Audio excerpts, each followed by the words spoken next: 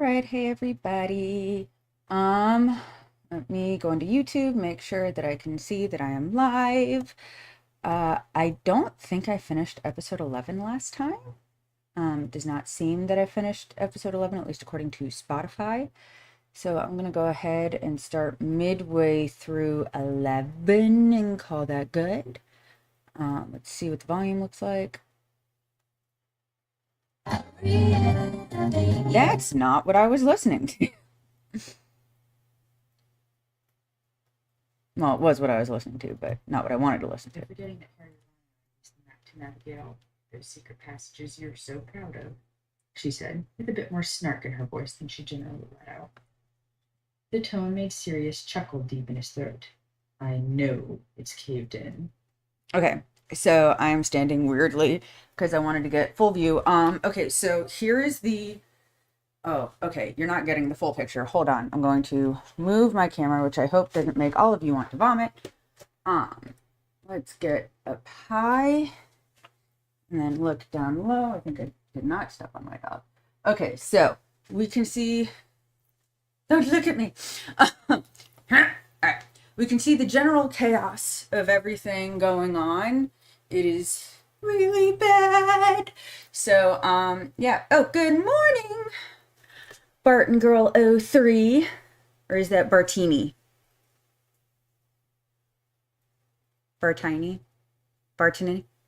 Anyway, good morning to you. All right, so here's the chaos. It's worse than it looks. There's a lot happening. It's not ideal. But anyway, I'm going to clean this while I listen, and hopefully you guys will be able to hear me commentating. Going to get the post-it note away from the microphone so I don't drive everybody nuts, and let's go. I haven't seen it in years. Is it completely caved in, or is it just blocked on the other end?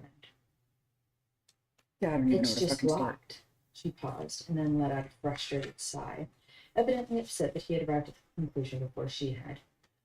Which essentially makes it a private, secluded room with only one entrance. Her eyes widened as she realized the indication. You're brilliant.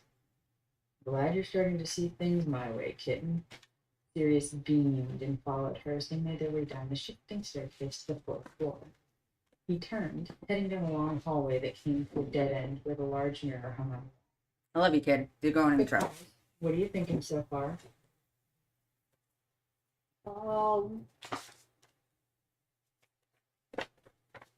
Nothing. Nothing. Nothing? Nothing. Nothing. Not a goddamn thing. I'm supposed to think something. We will be soon. Also, I needed you to talk so I could scroll to the bottom and see if what I know happens next happens in this chapter or the next chapter. I was partially right. It's both chapters. But I don't even know where to start. I should be doing... glad you're starting to see things my way. Sirius beamed and followed her as they made their way out. The shifting... Yeah. I can't read cat. I know, I can't read either. It's fun. Hashtag dyslexic. Yeah, that's my excuse. What's your excuse? You got homeschooled. Does it have to do with dyslexia? Brain injury. Why did I not come? What the fuck does being dyslexic have to do with being homeschooled? Oh, what? Is that not good enough for you now? Oh, Better.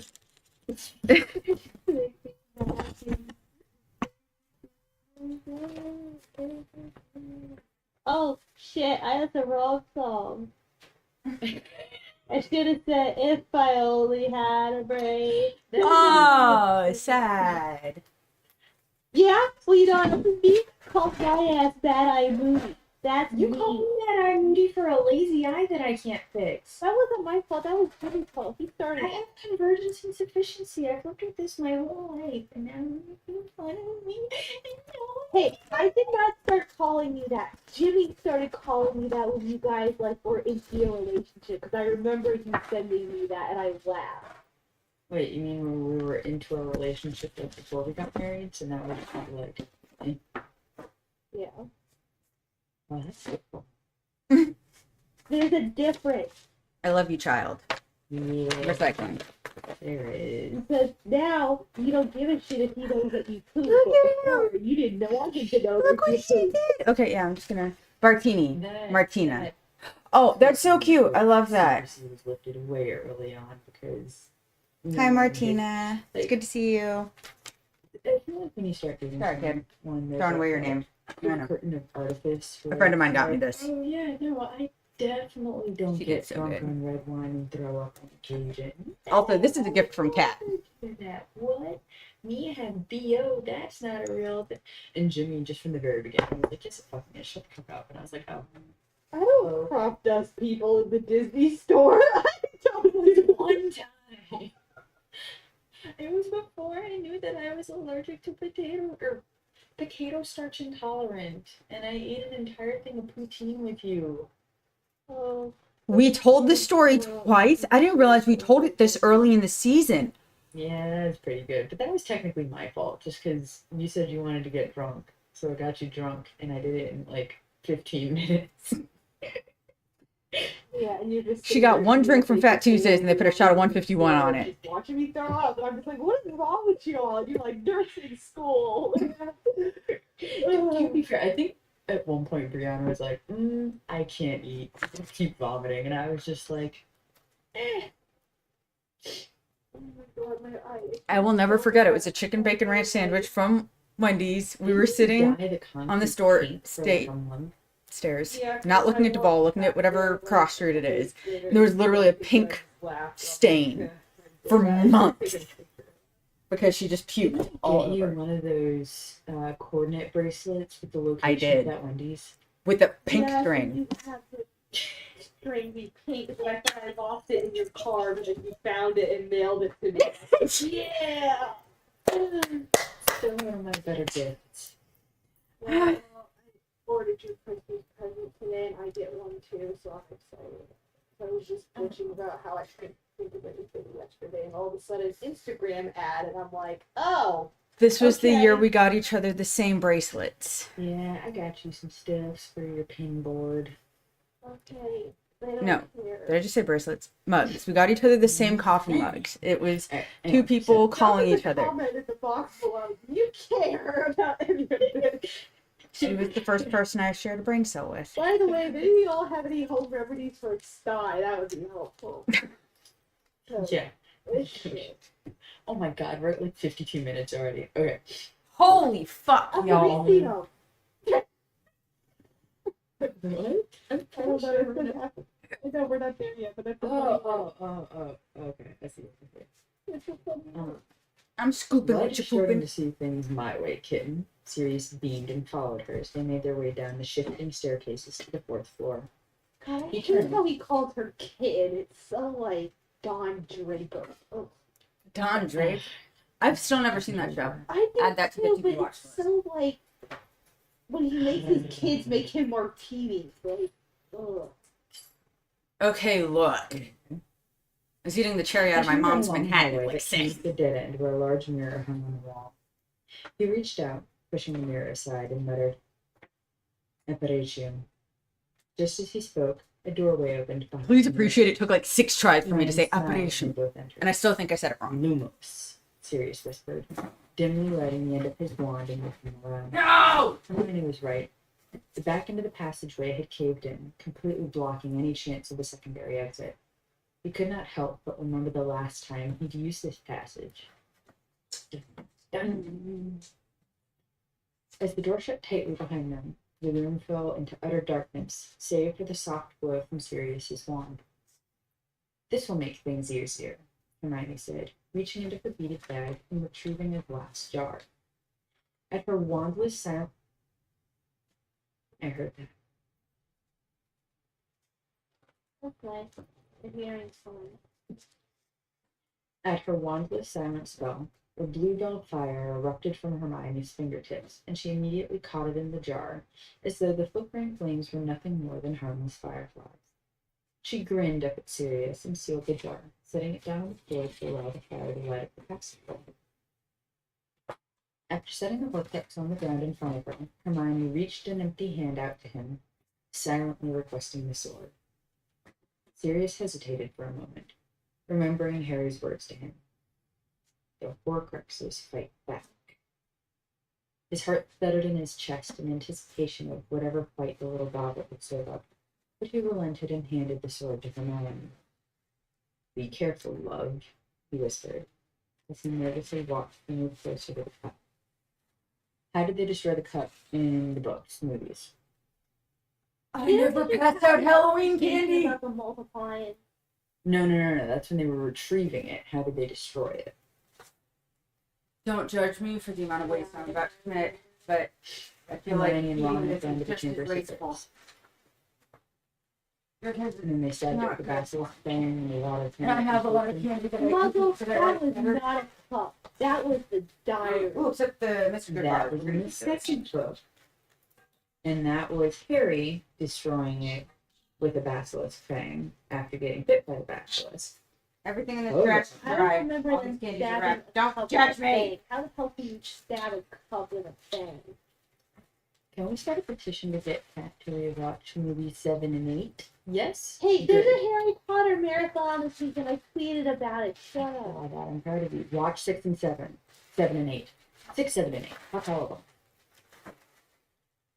She slowly approached, taking small, deliberate steps forward. The sword looked heavy in her hands, but Sirius knew I think I got all the good was ones. she was a Gryffindor after I all. left behind the The back sword was bars. meant to be wielded solely by the hands of true Gryffindors. One step closer to the cup, and the Horcrux began to shake as though anticipating the outcome. As she took yet another step forward, a cold high voice sprang out. Hermione looked prepared for the attack, but Sirius was not. "Sirius Black," the voice hissed, stopping both Hermione and Sirius in their steps. "I can see your fears."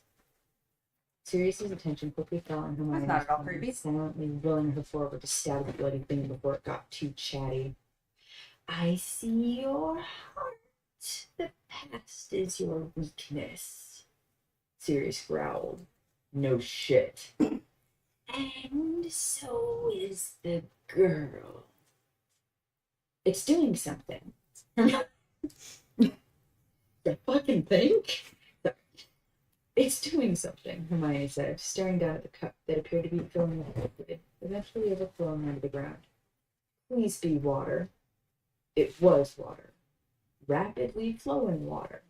Before either of them knew it, they were standing in the foot of it, the cup submerged beneath the surface. Bird feed. Hermione moved towards the Horcrux, but the closer she brought the sword, the faster the water rose, making it harder to move. Soon she found herself standing waist-deep in the swiftly flowing room. "Kill that fucking thing, Hermione." Fuck. "Sirius, I can't reach it." Behind her, Sirius aimed spell after spell, trying to dam the flow of the liquid that was driving the walls around them. Nothing was working. "Shit," he shouted, reaching for her, but as soon as his fingers touched her skin, the water around them began sloshing about in a circular motion like a whirlpool. Hermione screamed and slipped, the waves dragging her beneath the surface. Sirius lunged for her but missed, losing his wand in the process. "Hermione!" The jar of bluebell flames floated beneath the surface, light bobbing through the water against the walls as it whirled around in the depths of the waves. "Hermione!" he called again, but there was no answer. When the jar of fire moved closer to him, Sirius caught it and held it above his head, desperately searching, but not finding her within reach. His attention turned downward as the water reached his neck, and his gaze focused on a large shadow in the depths below and the glimmer of something shining in gold. He took a deep breath just before the water came up over his head, singing in as it touched the roof above. Lighting his way with the jar, Sirius swam down in search of Hermione, fighting against the current that tried to carry him away. His eye caught another glimmer, but instead of the determination he had felt when he spotted the cup at the bottom of this watery tomb, the sight of the sword of Gryffindor made his heart sink. He had last seen it in Hermione's grip. Panic flooded him, and he instinctively reached for the hilt of the sword, gripping it tightly. An nearly overwhelming part of him wanted to find Hermione to save her, but the very small, logical part of his brain fought back with a vengeance. The Horcrux was to blame, and even if he found her, he couldn't hope to save her while he was still being drowned by a bloody goblet. Sirius, Jesus, you read all that like you're an auctioneer. Right here, 200, right there, It wasn't that fast. slow down. Sorry, I was getting into it. Sirius swam, moving swiftly despite the fight the Horcrux was putting up, as well as the awkward length of the sword in his hands. He caught sight of the cup and, even though the water pushed in against his chest, forcing what little oxygen was left from his lungs, he brought the tip of the blade up and thrust it down, stabbing through the center of the object. Still not a good enough reason The to use cup the word began to thrust. shake violently as black liquid seeped out, swirling into the water around it. Sirius propelled himself backward to avoid the dark liquid. He struggled against the water around him, trying to kick his way to the surface of the sinking water level, catching only a brief glimmer of hope in the form of broken rubble in the passage exit where cracks in the cave allowed the water to swiftly escape. When his head finally broke the surface, he let out a loud gasp, taking in air as deeply and quickly as possible, coughing up water that had forced its way down his throat during the struggle. Catching his balance as his feet hit the ground, the water finally having drained enough to allow him to touch the floor, Sirius scanned the room, searching for Hermione. The jar that enclosed the flames clinked against the hard floor and spun across the ground as the water all but evaporated from the room. He finally saw the silhouette of a small witch crumpled in the corner of the room. Hermione!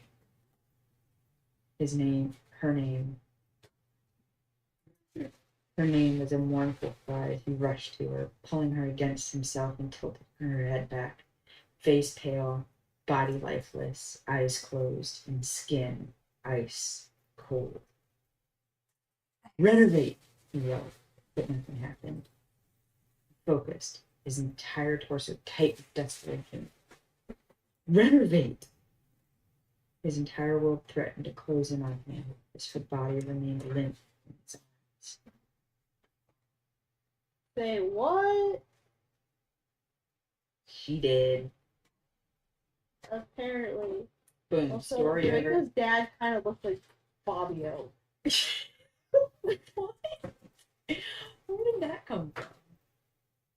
Well, because I've been watching the Harry Potter marathon and the Chamber of Secrets is about to end, and it was the I really scene just want when to throw it away, but Draco's they dad can't is because in of the army. Dumbledore's office. And Makes my skin crawl to think about doing that. He kind of looks like Fabio. Fabio. You're weird. Oh, I didn't even talk about the voicemail you left me today. I could not understand. Oh, that's what they are. Genius. Yeah. Also, by the way, Oh, there's so much a shit. couple days before that or whatever, when you called me and I didn't answer, I was very disappointed that you did not leave me a voicemail that said, "You don't love me, you don't care about me, why don't you pick up the phone? Okay, I love you, talk to you later." I was very disappointed in you. Like, I was like, how dare you? So James's new thing is, how dare you? And another thing, how dare you? It's pretty cute.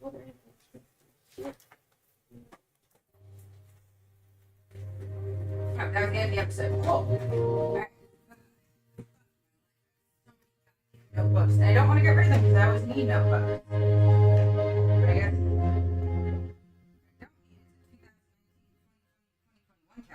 Alright, Yes, no one needed a big 2020 shout calendar. out to our wonderful Fox producer patrons from Patreon. We appreciate you guys. These are people who donate $10 or more to us every month.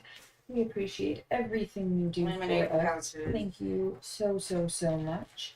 Heavyweight sheet We'd like to protectors. give a big shout out to Krista, Carissa Horton, Kelsey Malilo, Ryder, Ashley Enstrom, Martina, Elise Wolfson, Jillian Foles, Claire Luciano, Miranda Eskew, Sophie Segator, and Laura Rivers. Thank you so much, you wonderful, beautiful foxes. We love you, bitches. And Kat doesn't, because she laughs. I said betches. It's with an E, so it's not a figure. Cheers.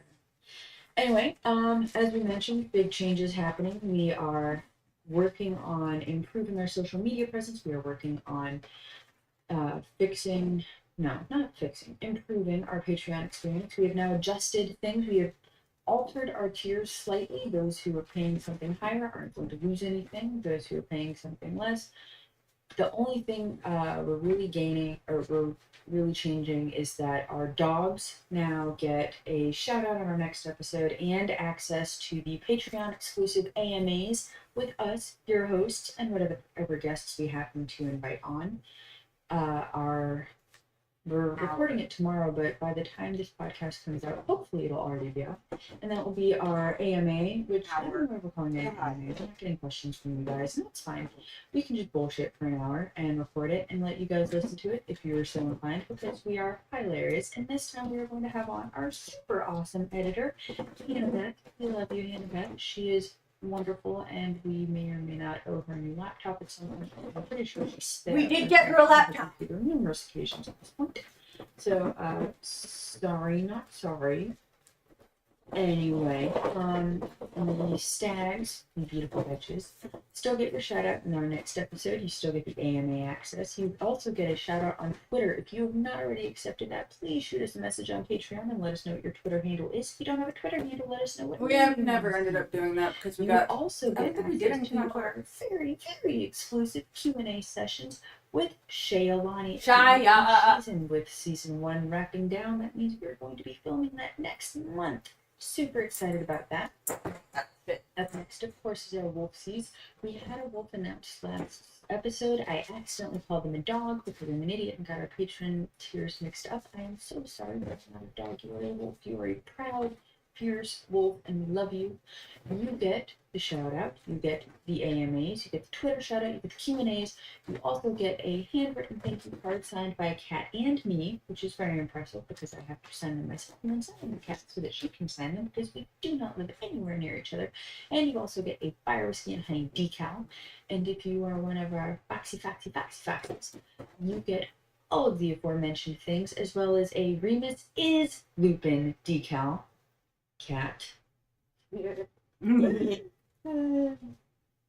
times. Good And times. you also get an exclusive Firewhisky and Honey producer decal with a gorgeous drawing of a fox, courtesy of Blue Ivy, our wonderful, wonderful graphics designer.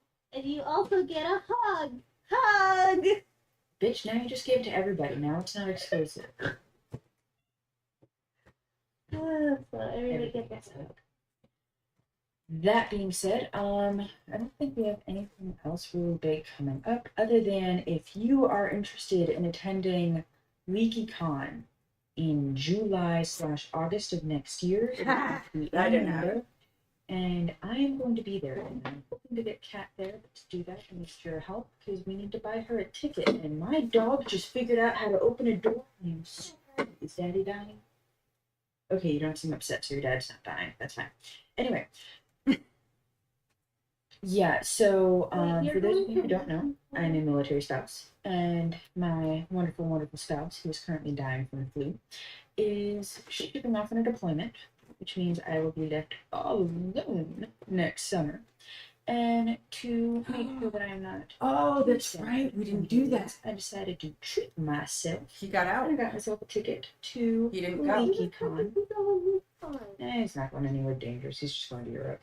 But it's for 9 months, so it sucks. But I want to go to Europe. right. Except nobody had any fun because they were in Europe in 2020 and they didn't get to do going it. to LeakyCon. It's hilarious.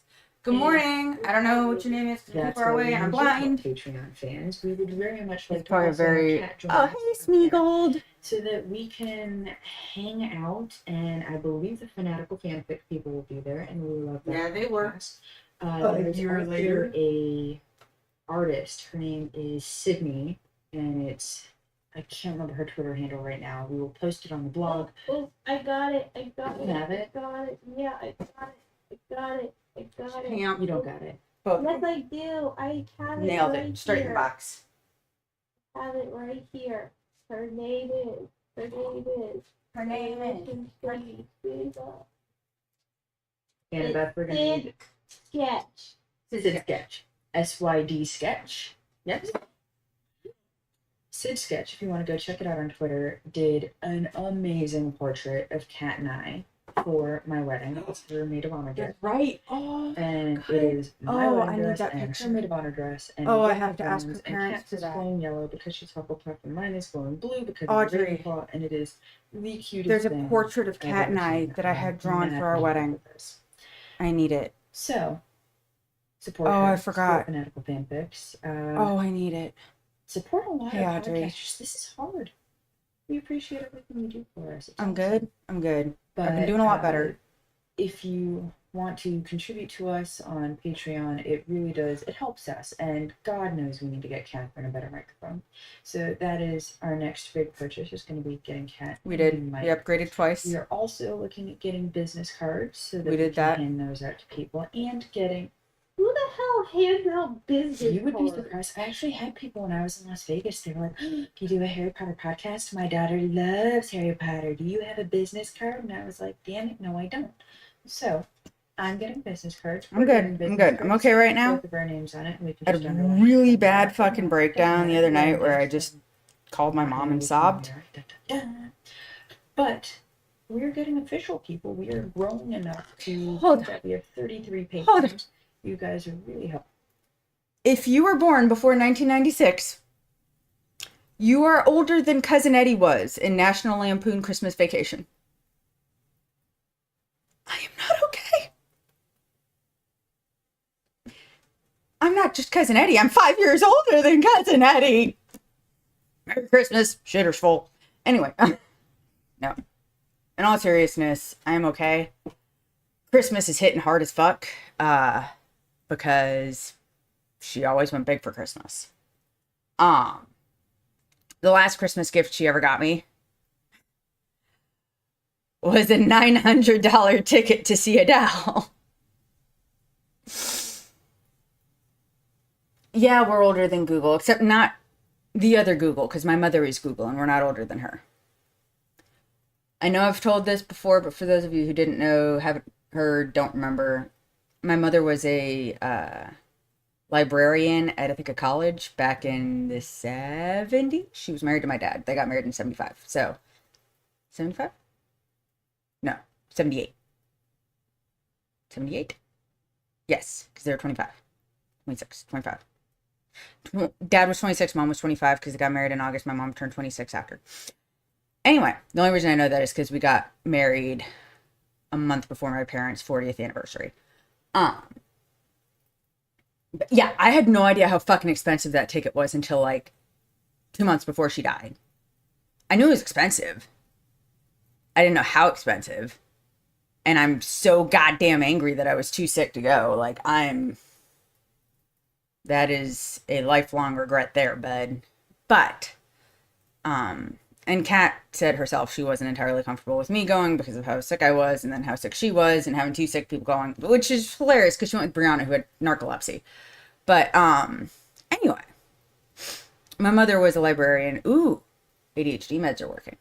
My mother was a librarian at Ithaca College, and back in the day, when you didn't have access to Google, if you wanted to know the answer to something, you would call the reference librarian. The reference librarian would then look it up for you.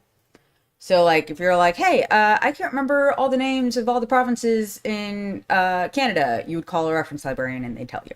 Hilarious. Well, because of that, my mom's not allowed to play Trivial Pursuit because she knows everything. And we tried to get my niece, Maggie, who turned 14 last week. Anyway, fuck, she's old. She's going to be driving next year. She can get a work permit this year. Anyway, we were trying to get her to say Grammy. Couldn't get her to say Grammy. Kept trying. And finally, I was like, Mom, you're basically Google. Google. That's hard for my mouth to say. And my niece looks at my mom and goes, Google? And that was her name. And like 2 or 3 years ago, my mom was like, I think I want to change my name because I am uncomfortable with the monopoly and antitrust shit that Google is doing. And my niece was so offended. She was like, you don't want to be Google to me anymore. And my mom was like, fuck it. So she is still Google.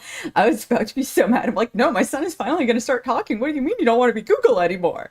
I was so mad. But no, she's still Google. Will forever be Google. She's the good Google. She's like Galinda, the good witch. She's Google, the good search engine. But anyway, then we've got like 4 minutes left of this episode. Oh, we're as of December 1st, no, December 3rd is when it cashes out. But as of December Also, we've 3rd, gotten like 4 new patrons in the last month. Or like 5.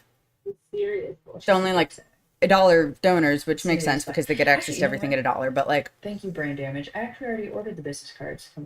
They should be here soon. Woo. the brain damage didn't get better.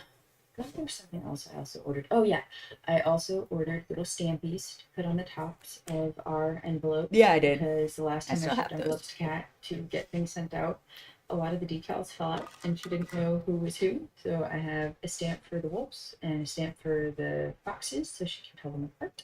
Yeah, well, I couldn't tell because on your freaking Google Docs you label shit weird. So how am I supposed to know? I have. I didn't label shit. She weird. labeled She things just weird. was incapable. I can say this now. I do. She's fucking incapable of using and understanding Excel. Anyway, This wasn't me. This was her. thing. I throw her straight under the bus for that one. Chocolate for real people. Okay, so this is going on really long. Anyway, we love you guys a lot. Thank God we we will did ring. see you next Firewhisky Friday.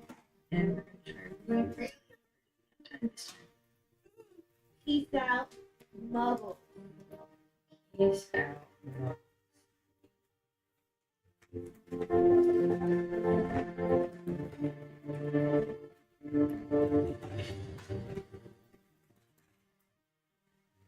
Yeah, I will say there's certain things I regret Thank you about the for listening podcast. to another episode of Fire, Whiskey, and Iron. A special thank you to Fairwhisky for allowing us to read your story. And thank you to Blue Ivy Communications for creating our logo and Hannah Beth for editing our episode. You can find us on Instagram at FWHPod. I am the Excel wizard. I'm the Excel god. That was. FWH Podcast. I'm still having And flashbacks on our to website, FWHpod.com, which renewed and made us real broke real quick. I forgot how fucking expensive that was. On Patreon. Should probably retire that at some point, but I don't think I can stomach it. Amen to that, Sister Muggle. Sister See you Muggle. next Fire Whiskey Whiskey Friday. Friday. Don't forget to subscribe, review, and rate us on Apple Oh, Podcasts. wait, sorry, 1986. We've got more time. My sister's older than Cousin Eddie. Ha ha! Randy Quaid was only 39 when they filmed Christmas Vacation. I'm gonna go send this to Blaze. He just had his birthday. He just turned 40. Beautiful. Also, my parents are coming for Christmas, so that'll be fun and sweet. It was one of those, I was like, hey, maybe you guys should come. And the next day, my dad fucking texts me their itinerary, and I was like, I guess we're doing this. Oh, shit, fuck my life, that's so loud, sorry. I'm 5 years younger. I'm 91. You're 90? Gonna go make Blaze's day miserable. Yeah, podcast for you. Also, please appreciate that Blaze's name in the Millennial Illuminati is Blaze. Favorite novel So, fan fiction. Each episode, we read a chapter. ooh, that's fast as shit. Oh, yeah, okay, we're gonna hit pause real quick. So, a week ago yesterday, I fell down the stairs and gave myself a concussion. Pause for effect. Whoops. My kid goes, is it because you were wearing slippy socks? Yes, it was. Also, please appreciate that for the next 4 days, my son would purposefully bump himself into something, immediately crouch onto the ground in the fetal position and go, it hurts, it really, really hurts. I think I have a concussion. So he's a shitbag. And I say that with love. He's such an asshole. And this is, by the way, 3 or 4 days after my son, who is 4 now, 4.5 in 5 days, he wanted watermelon. It was 7:30 at night. It was bedtime. I said, no, we will cut it up in the morning. I go to the bathroom. 15, 30 seconds pass, and I hear a blood-curdling scream. And if you have kids, you know, there's the scream of, ah, scared, and then there's a, ah, which is, I'm in a lot of pain. He had gotten up on his stairs, and he had gotten his own little cutting board and his plastic knives, which are like this big. And he tried to cut open the watermelon. It didn't work. So he grabbed a steak knife. Not a single cut was there on the watermelon. But he did give himself, like, here to here. Not super deep. We didn't have to go to the fucking ER. Oh my God. Like, the shaking, the screaming, the crying. Holy fucking shit. My kid diced his hand with a goddamn steak knife. I feel like I'm really loud. I'm gonna back it off a little bit. Sorry, guys. Just very excited. He is okay now. But it is really fun because now we're like, hey, when mom and dad say no, it means no, right? And he goes, yeah, or I might get cut again. And I'm like, Jesus Christ. Like, I do like the people who are like, you're going to discipline him, right? I'm like, what could I do that is worse than cutting his finger with a steak knife? I don't think I can possibly teach this lesson better than he taught himself. Yeah, cool. Also, please picture me like awkwardly trying to pull my underwear and pants up as I'm coming out of the bathroom, like quick wipe, all that kind of stuff. So I'm like, yeah, it's great. He's fine. The nausea from my concussion is finally gone. I'm still getting like headaches and weird mood swings. So like every once in a while I'm like, oh my God, does everybody hate me? Or like, oh my God, I hate everybody. It's really fun. But because I've been, I know a thing or two because I've seen a thing or two and I've had this before. So, I know that if I get enough space, I can go, wait, this isn't me. This is the concussion. So that's cool. But I am convinced Kat pushed me down the stairs. And here's why. Pause for effect. They had to do a head CT. And of course, I'm sitting there and I'm like, I have a concussion, I have a concussion. They're like, we have to check to make sure you don't have a skull fracture. I'm like, oh yeah, that's possibly a thing. The end result was that I had a cervical sprain, which fucking hurt for so long. Like, it took me a week to be, it's still a little twingy, but I finally have full range of motion. That's a little uncomfortable. A little uncomfortable. Okay. But full range of motion. Yay. Okay.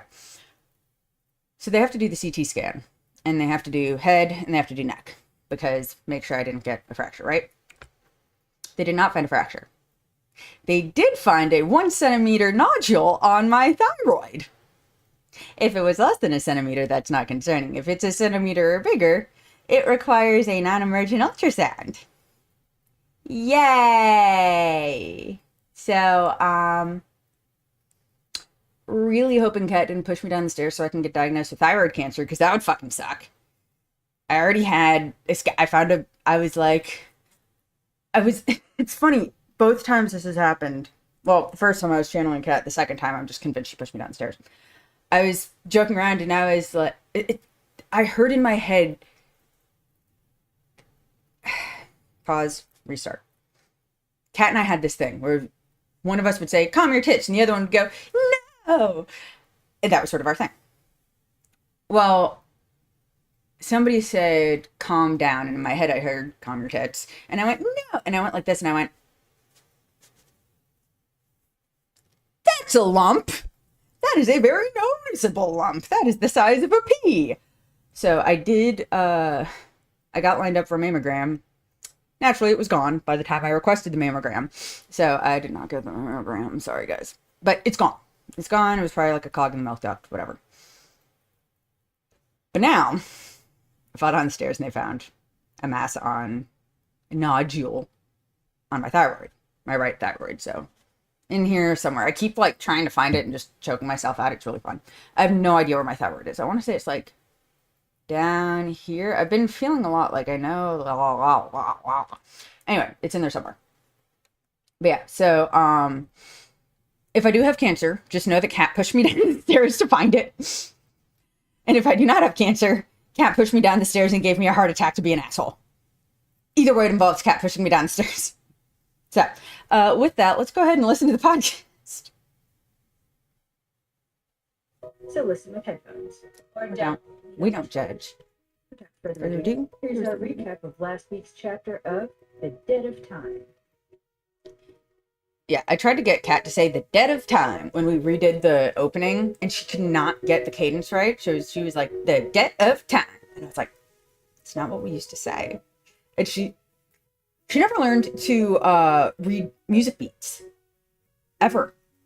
She just clapped along. She told me that later in life. She never learned how to like properly read music other than the notes. A lot of things. She didn't know how long things were. She just kind of like and clapped along with everybody else and made sure they couldn't hear.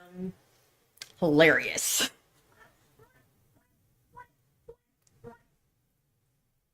Think psycho. Look at stab. Oh, I was right. Oh, It was somebody stabbing. got stabbed. Nobody got stabbed. A cup got stabbed. Somebody.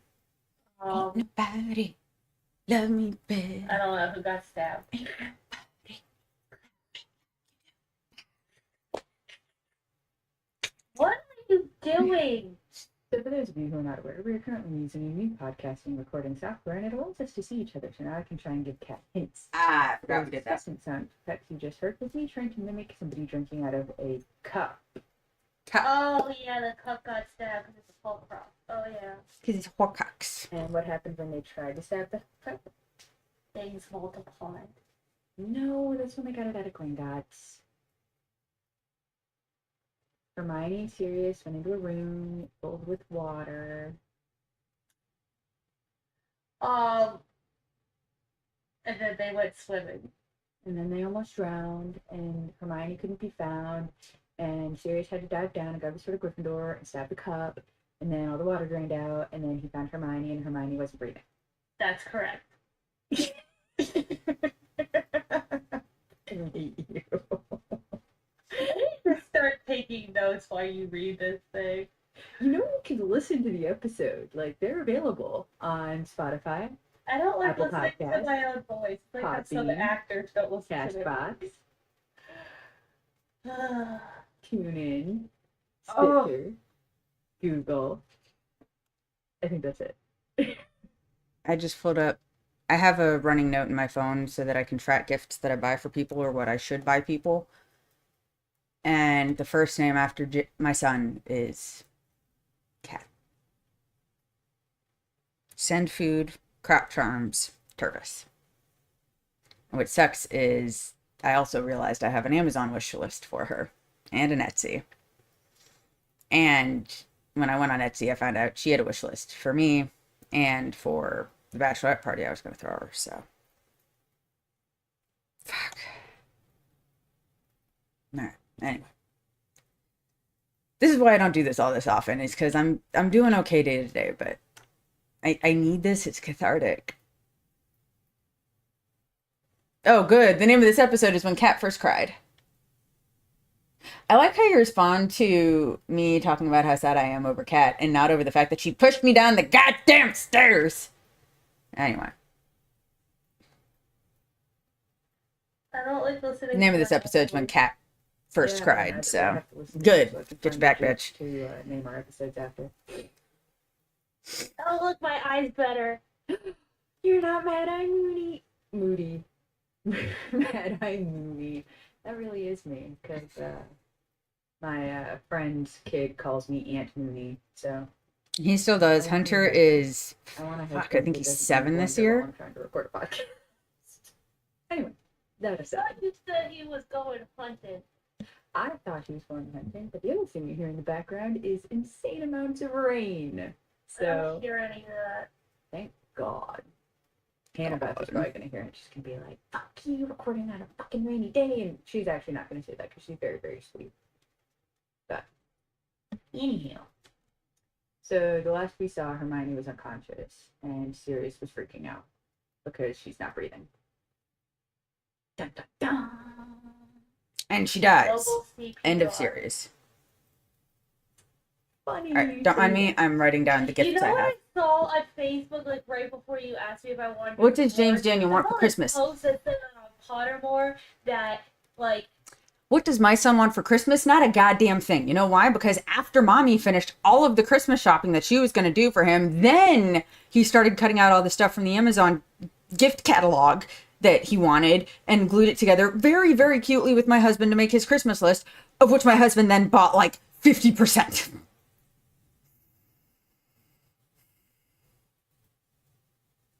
I specifically put things on the list that were either not lots of small pieces or large pieces that require a lot of work to play with and easy to clean up, like a train set. Or things that were consumable, like craft boxes and markers and paper and things that, like, once he uses them, they're gone and they're out of my house. And now he has Legos. And he has a scooter, which is fine.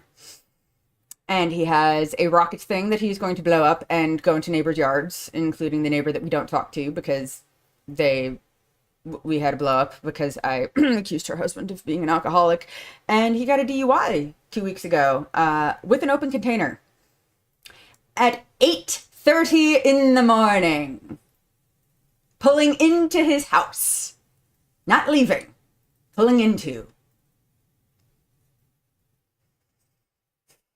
Anyway, but I'm the asshole because I accused him of being an alcoholic. And you know what? That's fine. We didn't need those friends in our lives anyway. And it wasn't like a mean. Oh, and I also accused him of being a deserter from the army, which he was, because he never outprocessed because he was getting kicked out, and then he never outprocessed and never gave his shit back and never signed anything, which is technically illegal and technically counts as desertion. And the U.S. military doesn't really pursue it, but if you get arrested, you generally have a federal warrant sitting around. And so if you ever get arrested on anything else, then you get pulled in on that, and that's like 3 years at Leavenworth and a felony for the rest of your life. But they said I was lying and never talked to a lawyer about it. So we'll see. He's got court today or tomorrow, something like that. Very excited to see what happens. And not like I'm rooting for him to. I don't want him driving drunk anymore. It's dangerous. I don't like it. I want people to get better. I'm never rooting for somebody to fail. But this person is not making any effort to succeed. And, well, I am not going to root for them to fail, but I am going to root for them to get off the road and to maybe have a come to Jesus moment that helps them turn their life around. Anyway, getting very off topic here. What does James want for Christmas? Not a goddamn thing, unless you want to send him like a $10 Fandango gift card or Regal or whatever, because he loves going to the movies. Oh, popcorn, or a popcorn bucket. He really likes movies. So anything like movie related, to have like a home movie night, he would really like that. Why am I telling you this? Don't get my kid shit. Fuck. Oh, now I can hear his cat quoting Love Actually. Fuck, shit, ass-headed hoe. Fuck, shit, wanker, ass. No. I can't remember. I just know it's ass-headed hole at the end. But anyway. He's my little movie boy. I've told my parents not to get anything because I'm certain they spent $1,000 on tickets. Also, for Cat's Memorial, which is going to be the second to last Saturday in February, I just found tickets down there for like $300 per person. And I am this close to being off of Effexor, which is like the worst fucking antidepressant to come off in history. It's why I haven't done an episode in so long. I've had friends who have successfully come off Effexor and successfully come off of heroin, and they have said that Effexor is worse to come off of, which I can agree with, although I did go full Breaking Bad, bought empty capsules, and because the drops were 75, 37.5, 0. Those are big drops, and 37.5 to 0. One of the side effects of withdrawal is psychotic break. Okay, so I bought empty capsules on Amazon with my doctor's permission and full knowledge, and I broke the capsules open and I weighed them, and each capsule of the 75 contained 0.2 grams. So I put 0.05 grams in one capsule and 0.15 grams in another capsule. So I had a 50% strength between 75 and 37.5 and 37.5 and 0. And then so the one between 37.5 and 0 is the 0.05. And now we have 0.05 and we have 0.02. And then if I can't do 0.02 to 0, then I'm going to do like, we're literally going to drop it by like, they're little pearls, but I should be off by Christmas. And yes, you have, which to this day just blows my mind. And I felt so proud of the fucking Dungeons and Dragons journal I sent you one year. But now, you keep doing it. So now I have to figure out another big thank you gift, or I'll just send you one of these with his fucking face on it. So he picked these out. He made me buy 4 of them. We only have 2 sets of grandparents. So, I guess you're going to get, one will be mine and one will be yours. And that'll just be you adopt a child every year at Christmas. Fun fact, you can adopt children through the U.S. Postal Service and send them gifts through the U.S. Postal Service store so that you don't have access to their address, which is like really amazing. But you can, I thought it was more of like you write to Santa, Santa writes back, but you can like send them gifts. So I'm like, I don't know that I have money to send them gifts, but I do want to write back to Santa. But yeah, I may adopt a kid this year just in her honor, because that seems, or just because I want to, one of the two. I haven't decided, but shit, James has like 5 days to write a note, but I don't want him to ask for anything So maybe I'll just ask him to like, I hope you donate to encourage him to be like, Dear Santa, I'm really concerned about the animals at the animal shelter. Will you please donate money to them or something like that? I'll try and get him to do something. Because there are kids asking for like, some of the kids are asking for easy stuff like, I want a Slinky. And then other kids are like, I want an Xbox. And I'm like, okay. But they're not even like letters. It's like, Dear Santa, I want. And I'm like, what the fuck? No, my kid's going to write an actual letter where he talks about like his year and how he's been a good boy. And yeah, no.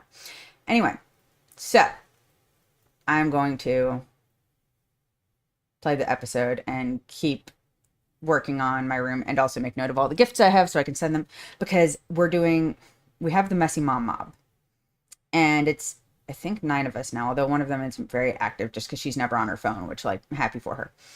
But we're doing a Secret Santa thing. Technically, Abby Barrett's in it, so I'm really excited she's in there. It is a very niche group of people that just have the same vibes. And the one who's not very loud is very much the same vibes, but she doesn't talk enough for everybody to realize it. She totally is. But no, it's just one of the girls has a 9-week-old, and she's like, I would not have survived the last 9 weeks without you guys and being able to ask you guys every single question I have, because her kid wouldn't latch, and then he was having issues with like formula, and then he was having issues with breast milk, and then he wasn't sleeping, and so we were like, sleep begets sleep. Take that kid, and if he wakes up early from a nap, you slap that baby in a fucking stroller or a hey, I've been looking for this ADHD. Whee! Slap that kid in a car or stroller, drive them around till they sleep. They will sleep better at night if they sleep during the day. Sleep begets sleep. Anyway, getting very off topic here. Welcome to what 90% of the podcast was that Hannah Beth had to cut out. You're welcome. Let's play. But anyway. No! Oh, that's the next episode.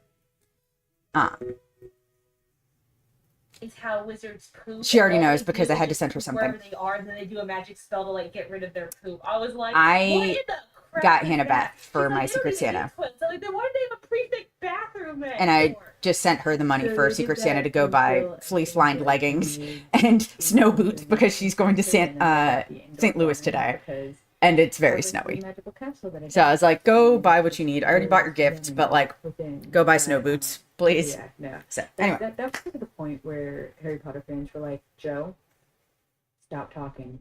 We don't need to know put her this. away. Nobody wants to know this shit. They sit in the hallways. Dumbledore was gay. Please. Goldstein was Jewish. We know, bitch. Well, you're not reading, so what else am I supposed to do? Right. Oh, Anyway. no. Okay, so chapter 12. How Firewhisky felt. Hashtag. You hear that, folks? She's already blushing. Wow. No, not Jamaican Hannah Beth. We're adults, we can get through this. May 1st, 1998. Hermione, please wake up, Sirius cried, cradling her to his chest desperately. Fuck, what did I For the first time in what felt like decades, tears formed in his eyes and fell swiftly down his cheeks, still wet from the Horcrux-created flood that had tried to kill him only minutes ago. Maya, he whispered, please wake up. His lips brushed gently against her forehead, and he shut his eyes so tightly that he saw stars behind his eyelids. Holy shit, I'm His about to heart just threatened fucking to edit break this on my inside his computer. chest as he willed his own warmth to permeate her body, to bring her back to him, as though he could will his own breath to... He gasped as the memory surfaced. Lily! Sirius cursed under his breath, hoping that he had paid enough attention the first time around. He moved Hermione's body gently down to the stone floor and did a rapid visual survey, determined to remember something from many years ago. Bloody hell, how did Maya do this? He lifted Hermione's chin with his fingers, tilted her head backwards, and pinched her small nose with his large calloused fingers before adjusting her chin to part her lips. Leaning close, Sirius inhaled, his hand shaking as he lowered his lips over hers. Had it been any other moment in his life, had he not been trying to save her, had she not been so cold beneath his touch, he would have relished the feel of her lips against his. He would have groaned into her, devouring the feel of her mouth, lost himself in the sweetness of her breath with hunger and longing. But she had no breath. So This he part's a broke her little pulse. wonky with... Breath after breath, he pushed the air into her, stopping only to press his Wait, what's your hands 8th to his birthday? breast, Oh, the date? forcefully compressing Aw. down multiple times. Hi, Blaine! Over and over, silently praying to Merlin and Circe and Morgana and Godric and Hell Even Salazar, fuck. Did I tell y'all that I have a podcast fan at my son's school? Can't remember if he started listening, like, he started listening before he and I met. I can't remember if he heard it through his wife or if he'd actually known of the podcast. And then, no, I already told you guys this because I had to tell him in fucking person that Kat was gone because he wasn't on Facebook. But anyway, hi Blaine, good to see you. I love how many of you that I like recognize your names. It makes me happy. My turkey day was an absolute clusterfuck and it wasn't my fault. Woo! My husband made a turkey. He always smokes it. He used a new rub. The entire thing tasted like jerky and not in a good way. So in a horrifying moment of waste that broke my heart because I don't like food waste or any waste, he had to throw the turkey away because it was not good. And so then we had to go out and my cousin was like, oh, in that case, would you guys mind bringing a ham? And I was like, I thought we were just bringing smoked turkey because you never had smoked turkey. So like, yeah, I guess we can go out and buy a ham. Sure. And then because her husband was making, my cousin was making beef Wellington. And I'm like, ooh, beef Wellington. Yum. That shit came out still mooing. And I was just like, all of the entrees were fucked up. And I didn't cook any of them. Oh, the good cooks cooked. And they fucked up. It is a beautiful day. I'm never allowed to beat up myself again for screwing up a meal because I didn't screw up Thanksgiving. But it makes me happy because it was such a chill, like, nothing was taken seriously. I mean, we had enough food that, like, even with how we ended up, what we did was we sliced the beef Wellington and we seared it on either side. And it was so good. A lot of mushroom. I forgot that it has mushroom in it and prosciutto. And it turns out I'm actually not like a huge beef Wellington fan. Like, it was good. It was good for what it was. It was good. It just, those particular things are not my favorite. But no, delicious. And oh, Blaney boo, I'm sorry, buddy. Like, is it a fun surgery in that your life's going to be way better afterwards? Or was it like a necessary surgery, like a gallbladder thing, and now you're just going to shit funny for the rest of your life? That is too much information. I should not have asked that. I'm sorry. Whatever your surgery was, I hope you recover well. Best of luck. But no. Anyway, sorry. Enough about my I don't like bougie food because I've somehow become a simple woman in my old age. But no, we had like a broccoli, cheese, and rice casserole that was fucking delicious. We had my stuffing. I made stuffing and it came out so good. It was a little bit dry, but it wasn't as bad as the jerky turkey and the wing Wellington. No. Sorry. Create a fistula is not a... I'm good. I'm good. I'm good. I'm good. Blood and gore really don't bother me. It's just the word fistula. We're good. I don't mind the actual like thing. Creating a port for dialysis. See, I can say that. Dialysis, they're going to take blood out of your body, put blood into your body. They clean it for your kidney. What's wrong with your kidneys? Never mind. Don't tell me that it's too much information, but I'm really sorry that you need dialysis, but I'm glad you're getting taken care of.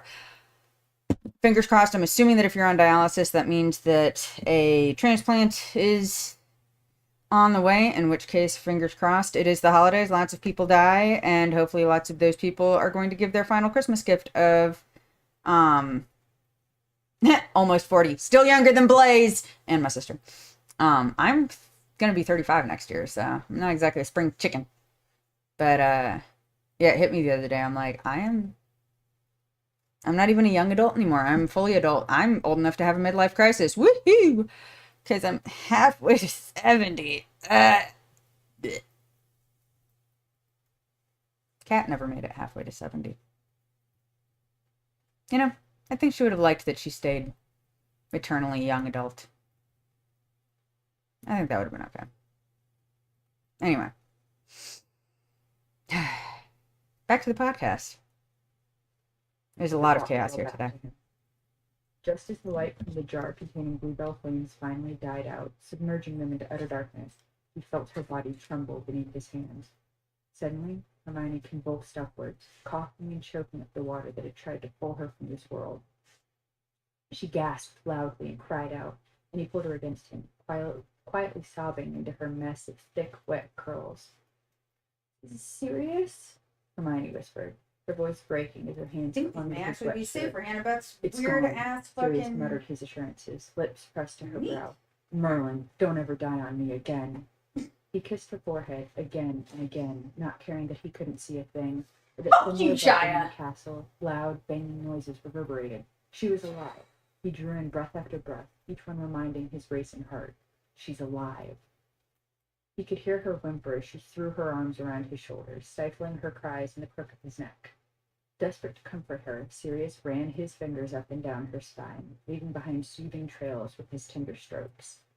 She let out a loud sob against his skin. The sound broke him anew. He held her tight, reassuring himself that she was, in fact, still alive. As if his soul refused to believe it, he was forced to check again. Reaching for her face, Sirius cupped her cheeks in his hands and pulled her away from his shoulder. Though he could not see her, he could feel her breath gently gliding against the skin of his jaw. "You're alive," he said the words like they were a prayer, and he could feel Hermione nodding her head in his hands. "I'm alive." The sweet words, roughly rasped from her recently breathless lips, shattered what little resolve he had left. Remus had insisted that she would survive this. Sirius believed him, perhaps, but he had almost lost her, and now, more than ever, he felt the finality of war and death, and he could not let one more moment escape without loving her the way he was meant to, the way he was made to, the way his magic wanted him to. Without a second, I'm dying over Cat's face right now. She's blinking a lot. She's definitely blushing. She's like trying not to laugh. She's smiling, and there it is. That's so beautiful. Are you crying? A little bit, yeah.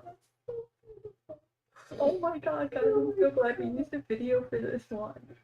This is great. Oh god. That's adorable. Without a second thought to the very damning consequences, Sirius pressed his lips against hers, reveling in the warmth that graced them once again. He waited for her to push him away from him.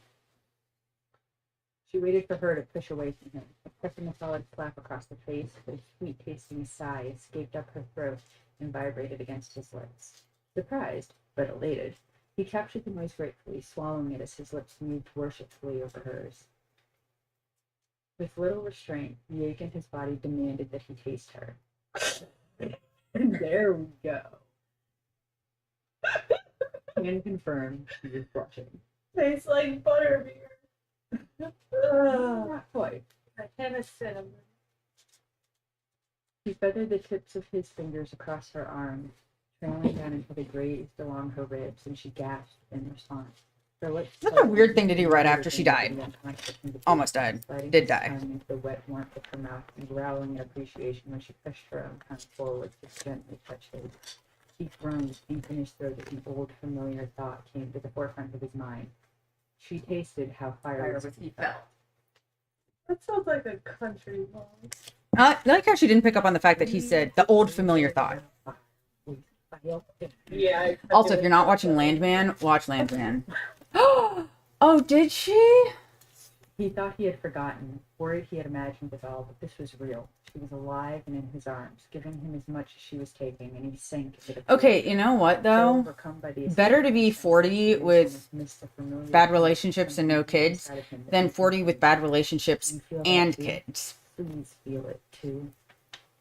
He dug his free hand into a tangle of messy chestnut curls at the nape of her neck, not chest hair.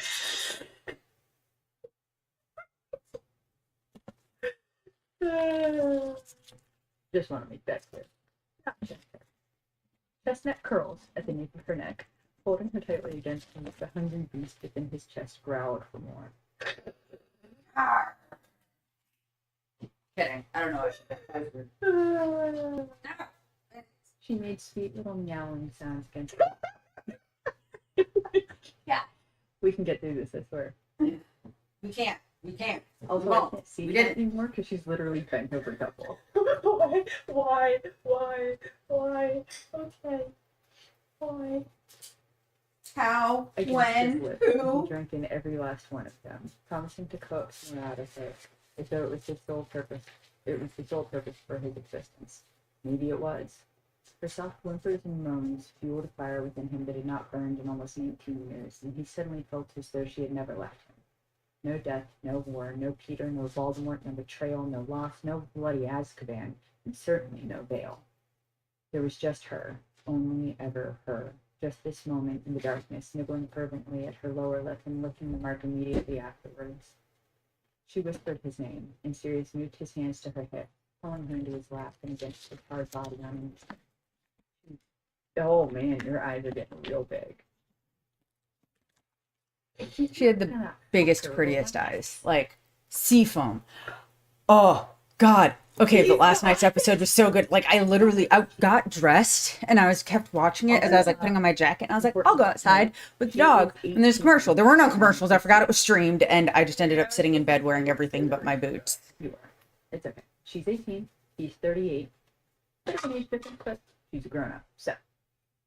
But is she? He went to the button, bringing a hand down between her breasts, inhaling slowly. He realized that he must have hurt her with the compressions earlier. Part of him thought to release. Fun fact about compressions: you break people's ribs. On his chest. Expecting to be pushed away, he was startled when she tried to do it for him instead. Sirius keened at the cut, pointing his mouth over hers and stroking his hand inside of her mouth, and eventually pointed to silently communicate all his thoughts in his head and in his heart. He wanted her to know everything, know the truth, and he worried that she would be dead before the right moment came for her to learn all. Magic fluffed with his soul, eyes of them. For my mother-in-law. I love her. It definitely says Halloween Advent Calendar. Oh well, that's not Halloween. That's it is okay. Yeah, no, it is the Grinch. I don't know why it says Halloween. Christmas red. Well. The darkness made it easier. Gave her confidence she didn't know she had. She wanted to vocalize everything she was feeling, but she didn't have the ability to properly form coherent thoughts, let alone voice them aloud. I'm going to need you to move slightly more to the center. I can't see your face. Oh, I thought that was serious to Hermione. Hermione. I was like, real intense right now.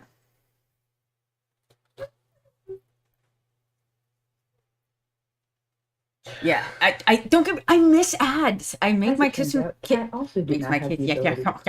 I make my kid watch cable, so he has ads. Voice them aloud. And he's not going to do anything. Okay. Because I can make him suck like glue. Do stuff during. She wanted to tell him that this kiss was noise? Phone? Upon air conditioner? Her eyes, she had felt the lingering tingle on her lips that told her how he had saved her life. In spite of her sobs, she had cried into his shoulder when it was over the fact and she did not even remember what he had said. Feeling that she felt was sneezing. They spread like fire against the skin of her neck, flooding down her chest and burying themselves into a pool in her belly. She wanted to tell him that he tasted like sugar pills, and how, when she was deep in study mode, she sucked on his candy eagerly.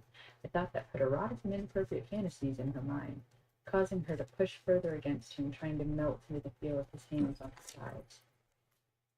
Wow.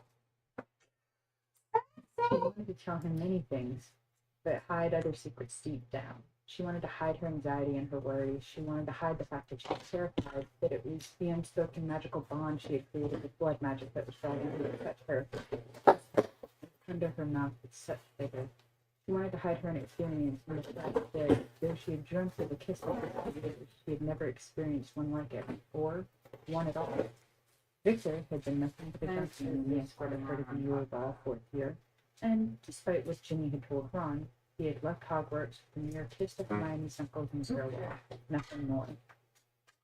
Cormac McLaggen had gotten close, going so far as to attempt to trap her beneath the mistletoe at Slughorn's Christmas party. But Hermione had escaped without ever touching his lips, though his hands had gravitated towards her arse more than she would have admit. Arse. Everyone understands being come on, Dove, move your blooming arse. Last year that was a great movie. Put him in a new light. And whatever mild, childish feelings she had formed for the redhead turned familial all too quickly. Her previous fancies and suitors had all been boys, save for the embarrassing infatuation she once felt for Gilderoy Lockhart, as well as a more secretive crush on a different Defense Against the Dark Arts teacher in the 3rd year, which would be... Third year, defense against the dark arts.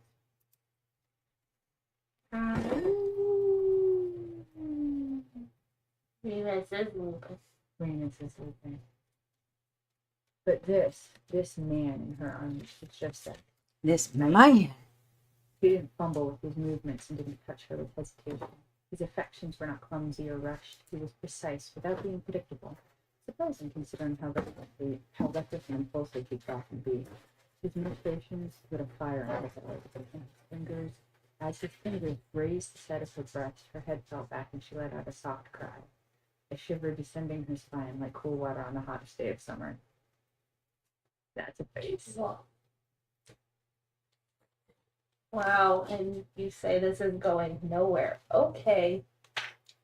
Liar, said liar, that. pants for fire. Patrick. Something If ever there was a SpongeBob reference to be made, she would make it. Flowing out of her and returning to her body and bringing something with it that sparked energy. Sparks went off in time like Morse code, tap, tap, tapping between them, spelling out the mind. Sirius forced himself to pull away from her. The pulsating tone he felt more than heard inside of him was too reminiscent of moments from his past. He needed to remind himself that this was still Hermione in his arms, and she was not ready to know everything that he knew. He could hear her panting in the darkness, gasping for air, and a part of him felt guilty. I forgot how Stevie had got this early. Considering the lack of literally when I told her minutes ago. Though their lips no longer connected, he felt capable of releasing her. I wonder how many people DNF dead time because He of was this. his own forever. He had kissed her. He had kissed Hermione, the 18-year-old best friend of his godson. He had not just kissed the girl. He had properly and thoroughly snogged her. Muggle, do you have to shut the door like that? The way she talked to her What is parents it? cracked me up. I need a back. The Batcave. She ended up getting a bat cave. Speaking of Batcave, I hear somebody wandering around the outside room. He had properly and thoroughly snogged her. Half of him wished that the moment would not end, so that he would never have to face the consequences of his actions. The other half of him was desperate for light, so that he could see the disheveled state he knew she was in. He wanted to witness for himself her wild curls, her flushed cheeks, and her swollen lips. But darkness and silence continued, broken only by the sound of their breathing. Hermione finally spoke, but his voice was immediately silenced by another. A high, cold voice that permeated the air around them. There was no telling from where it came. This is the 100 people. Preparing to fight. Your efforts are futile. Oh, already saw the new Utopia movie. Cracked me up. I do not want to kill you. Okay, so quick pause. New Zootopia movie. Took my kid on Friday. That also was a clusterfuck. We were gonna go see it at Regal because that's its own standalone building, locally, and then they only had 3D, and I can't see that otherwise. Which would be bad. So we went and sat at Phoenix, which is at the mall, on Black Friday. A 10-minute drive took me 25. I was very ready to be angry, but. My favorite line is Utopia 2. It's the only one I remember. Because I had a traumatic childhood. Would you like to have a traumatic adulthood? I will be pulling that line out on my kid in the future. Fucking amazing. But no, it was really good. And like, I liked the twist. It wasn't predictable. But no, it was a solid story. And it was very much like a do the right thing kind of story. And like evil capitalism, which I like that a lot of movie, and I know this is probably why a lot of people don't like modern kid movies. I kind of like that they're radicalizing kids early. Although, fun fact, studies have shown that if you were to dissect human adult population of America into male and female and liberal and conservative, so 4 groups, in order of most to least, the most depressed and anxious and the worst mental health is liberal women, liberal men, conservative women, conservative men. Part of this is probably because of the absence of, God, family, country kind of thing, where it's like you trust in those things. Actually, they've shown that people who are religious are generally less stressed out because they believe things are going to work out, because they have faith. And I say that as somebody who is firmly agnostic, possibly atheist, haven't really figured that out yet. That or the Beaver. The Beaver was great. The Beaver was phenomenal. Everything about the Beaver was great. Sorry, Zootopia 2. I'm reading comments. Anyway, but one of the things they pointed out was that this is broad strokes. This is not every specific person this applies to. In general, liberals consider like the state of the world and are like, I'm not doing enough to fix this, which is not good for your mental health. And the conservatives are like, I'm mad, this is the situation, somebody else needs to fix it, which is good for your mental health. So in case you're wondering why they don't seem as upset, they are upset. And they feel anger at higher levels, where the conservatives generally feel anger and say, I'm upset, this is the way it is, but it's not my fault. And the liberal groups tend to say, this is terrible and I should be doing more, so it's my fault that it's not. And even if it's not directly my fault, I can fix this. So stop doing that. It is not healthy. Yes, we can do a lot to fix things, but one of my favorite lines from How to Keep House While Drowning, you cannot save the world if you do not save yourself. You cannot fix the world if you yourself are a pile of unusable, depressed goo. So get your mental health together, and then we can, change the world and do what we need to do.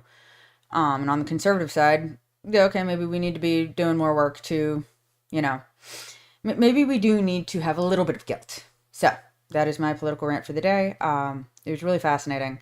I do recommend looking at it. Again, I am very much not liberal or conservative. I probably lean a little more liberal than I did. I used to lean a lot more conservative. I very much waffle between the two. I am good with, worship whoever you want to worship. If you don't want to worship, great. If you do, great, as long as it makes you a good person and not a piece of shit. If you don't believe, but don't let it make you a piece of shit. Donate when you can, support when you can, vote every opportunity you get, and let's let the gays get married, let weed be free, and let them, shoot off AR-15s at their wedding. Except I actually am leaning a little weirder about gun laws because now I have a kid who's approaching kindergarten next year. But anyway, that's a different sect. I'm going to lose followers, so I'm going to just bloop.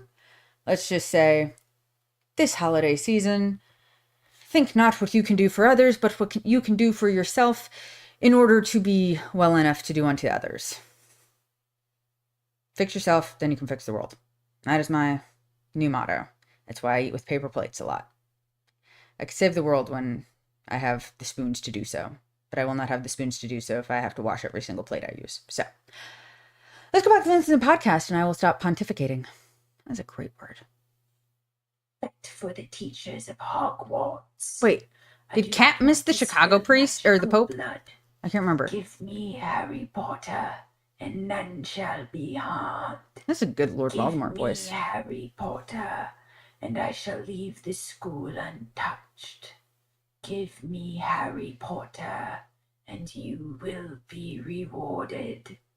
You have until midnight. My throat hurts listening to this. That's the Voldemort voice. No. Pretty good, right? That's where my kid's water bottle went. Oh, Bitch. Sounded Oh, more shit, sorry, like guys. creature. Creature sounds Like this. Yeah, creature sounds like he hasn't pooped in 5 days. Maybe he needs to take more fiber.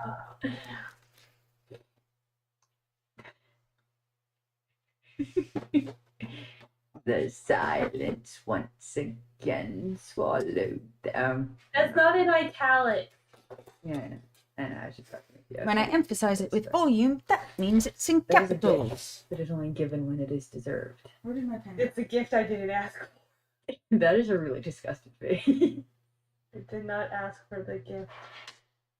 You know what? I didn't ask to be born into a world where I was going to struggle to find a career and my only hobby would be recording podcasts with my friends, but here we are. I'm kidding. I like the podcast part. I don't like the part about, paying taxes. The silence once again swallowed them. And this time both were holding their breath. Hermione was first to break away, both vocally and physically, as she climbed out of Sirius's lap. We have to go. We have to help Harry. Without another word about what had just transpired, Sirius nodded and stood. Searching in the darkness, he whispered, "Lumos," when he found his wand. He looked down on the ground at the destroyed Horcrux and handed it to Hermione, who swiftly tucked it into her beaded bag. Then he reached for Gryffindor's sword and made his way to the exit. As the two made their way out of the corridor, a flurry of activity was taking place both above and below them. Something was attacking the castle, and the damage to the wards was causing the very ground to shake beneath them. Students and faculty appeared to move as one below, and they spotted Neville, who was following Professor Sprout with half a dozen other students, carrying what looked like silenced mandrakes. What do mandrakes do? And what happens if you hear it? You pass out. Unless it's a fully grown mandrake, at which point you die. Yeah. So they have sound bomb. If only. Kidding. I take it. Sirius gave a throaty chuckle and rubbed the pad of his thumb over his wand, adjusting his grip in preparation. Looks like we almost missed out on all of the fun. Room of requirement, she blurted out, ducking her head down as she moved as though she were trying to hide the blush that he could so clearly see. We have to see if the order arrived. She spoke quickly and moved faster, darting up the staircase, making her way to the 7th floor. When they turned the corner, their eyes widened at the sight of Harry and Draco sitting against the wall, breathing heavily, with what looked like ash smudged against their faces. Harry's glasses were partially fogged over, and Draco's normally white blonde hair was stained gray. The unconscious bodies of Crabbe and Goyle were piled in a heap nearby. Both boys had clearly been stunned and bound. What the hell happened to you two? Sirius demanded. Malfoy, Harry said between breaths, saved me. Hermione gaped. You saved Harry? Where do I collect my order of Merlin? Draco quipped, panting. Found it. Harry tossed the broken and blackened tiara at Hermione's feet. How'd you lot do? He asked, a chuckle slipping from his throat, followed by several loud coughs, clearing smoke from his lungs. Destroyed, Hermione said vaguely. How'd you get rid of yours without the sword? And why aren't two of you covered in soot? I remembered seeing the diadem last year when you made me get rid of Bacon's book, Harry said, a element of bitterness coloring his voice. I went in to get it and found myself face to face with Malfoy and these two. He gestured to Crabbe and Goyle. They tried to avoid Potter. Never forget that Crabbe was recast for that book with Blaze Zabini because the real Crabbe threw Molotov cocktails somewhere. The Dark Lord wants him for himself. I spent him before they got him. Not before one of them cast Fiendfire in the Room of Hidden Things, Harry blurted out. Fiendfire? Hermione shrieked. How did you escape? Take it down an octave, Granger, Draco scowled. You're looking at the best truth seekers this school has ever seen. We flew. He gestured to the brooms resting against the opposite wall. Sirius glared at the unconscious Slytherins, and he must have been growling under his breath because Draco stepped into his line of vision and said, They're just like me. They just didn't get away out in time. They tried to kill my godson. And they'll go on trial for that. You know what trials are, don't you, cousin? Yep. Asked pointedly. If I was informed correctly, you never got one. You wouldn't let me murder their fathers. You told me I wasn't a killer. He stood and came face to face with Sirius. Don't be a hypocrite. It was shocking for Sirius to see the family resemblance in the boy. Draco's dirty hair helped disguise the fact that he was often thought the spitting image of his father. In this light, you could see the black blood in him, especially his gray eyes, which Sirius knew matched his own almost perfectly. Silently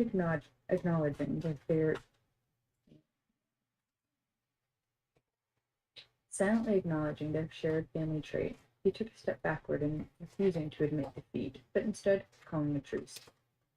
Get them out of my sight, he ordered Draco. Abruptly, Hermione let out a loud gasp, and all three wizards turned to face her with intense expressions and drawn lines. She covered her mouth and gave Harry and Sirius a guilty look. Sorry, she whispered. I just realized, Harry, the snake is all that's left. Before they had a chance to respond to her, the ground shook, and an explosion resounded at the other end of the corridor, followed by distinct shouts and sounds of spells ricocheting off the stone surfaces. The four ran towards the commotion to find three redheads amongst the large heap of rubble. Run! Harry shouted. Ron groaned and pushed large stones off his body. I'm all right. Fred and Percy stood protectively over him, each dueling a Death Eater. Bloody Death Eaters are blowing up the... Okay, that is... Sorry, it was a lot of bleeding in one sentence, and I wanted to make sure I was reading it right. Bloody Death Eaters are blowing up the bloody castle now, he growled as Harry jumped over to help him to his feet. What's new with you? His blue eyes held a look of mirth as Fred and Percy grinned while shooting stunning spells and destructive curses at their opponents. Harry laughed. Oh, you know, fought a few fires, destroyed a couple Horcruxes, made some new friends. We are not friends. Draco glared, and Harry laughed harder. Enough, Hermione scowled at the scene. Harry, it's time to end this. We need to find a snake, she insisted, reaching forward to grab his spectacles, running a gentle scouring charm over the lenses before handing them back to him. You need to find out where Voldemort is, because he'll have the snake with him, won't he? Do it, Harry. Look inside him. Harry, look inside your soul. I'm having a lot of fun. Okay, so she was here for Chicago Pope. Grim. Thanks, Carly. As Draco turned to help Carly Fred, Abbott. Ron, Sorry, and Percy Carly. fight off their attackers, Gotcha. Sirius remained on the other side to make sure Not they gonna were fall not down. attacked from behind. He kept an eye on Harry You're and fine. closed his eyes. Hermione watching carefully as she knelt next to him. With a gasp, Harry pulled back and opened his eyes. He's in the Shrieking Shack, Harry blurted out. The Shriek's with him. It's got some sort of magical protection around it. He's there with Snape. Voldemort sitting in the Shrieking Shack? Hermione asked, outraged. He's not even fighting? He doesn't think he needs to fight, Harry said. This He bitch. thinks I'm gonna go to him. Hermione gaped. But why? Because I'm He a knows dumb enough bitch to who go always for it. does that. He's keeping Nagini or Genie. Nagini. He's keeping Nagini close. Obviously, I'm going to have to go to him to get near the thing. Sirius noticed that Harry was fumbling with a file of memories that Snape had given him hours earlier. Right, Ron said, squaring his shoulders. So you can't go. That's what he wants. What he's expecting. You stay here and look after Hermione, and I'll go and get it. Harry cut through Ron's words. You two stay here. I'll go into the cloak, and I'll be back as soon as I... What cloak? Draco chimed in. He's got an invisibility cloak, Ron answered. Draco rolled his eyes. Of course he does. No, Hermione said. It makes more sense if I take the cloak and... Nope. Potter, Draco muttered. Sirius snarled. Over my dead body. Don't even think about it, Ron shouted at the same time. Draco raised his voice. Potter! I'm just as capable as the rest of you, Hermione snapped. Potter! Draco screamed. Grab your bloody cloak, head to the shack. Take Black with you. Weasel will stay here with the other weasels to help keep the Death Eaters at bay, while Granger and I cover you. Ron glowered. What gives you the right to hand out orders? The fact that no one else is fucking doing it, Draco barked. And before the... Am I boring you? Stop yawning at me. I forgot you can see. Rude. Coffee isn't working for me anymore. I need to start drinking boochies or Dude, I something. got some Cafe Bustelo, and it was supposed to be for a cookie recipe, and Jimmy started using it instead of regular coffee, and it's straight up espresso powder. I had it this morning, and I swear to God, I could smell colors. Yeah, I need that. Coffee isn't working for me anymore. For our listeners who live in Florida and can get access to Cuban coffee far more readily than I can in the middle of bumfuck Tennessee, please go drink a Cafe Con Leche for me. I will love you forever. Bonus points if you take a picture. And show us the hairs vibrating off of your body. I love coffee. Yeah, that's Gucci. I used to get somebody who would literally just get a colada, which is straight Gucci, but 8 ounces of it instead of an ounce. Just People who I drink don't that even know are where the psychos. good ones Right are there, anymore. there's Some somebody people like places caffeine. aren't owned by And takes Cubans amphetamines every day. anymore. Sandy's is not owned by Cubans anymore. And the last time you came home, I told you it was gross, and you agreed, even though I told you. so Cuban Coffee Queen isn't owned by Cubans, but it's pretty good. There also used to be a place right next to the army recruiting station on Kennedy that was pretty good. Tony's. An army recruiting. Yeah, you know when you're driving down Kennedy and like you got hot cuts on one side and then it was like the temporary city hall on the other side. There's a little feed and coffee place in there. Oh, yeah. Mom and I used to go there. Either that or you can Okay. fly Jackie down. Oye, Jackie, yo quiero café con leche. Oh my god. I haven't spoken Spanish in a really long time. Yo necesito café con leche. And Y now you abuchi, just offended it. y pan cubano, y pan con queso, y ropa bien. You read the Harry Potter. Lo siento. My kid understands Spanish. He didn't speak any. I'm pretty sure it's going to be traumatic for him, though, because I only ever yell at him in Spanish. Because he has to stop to translate in his head, and so he actually listens. Ma français est Okay. son terrible.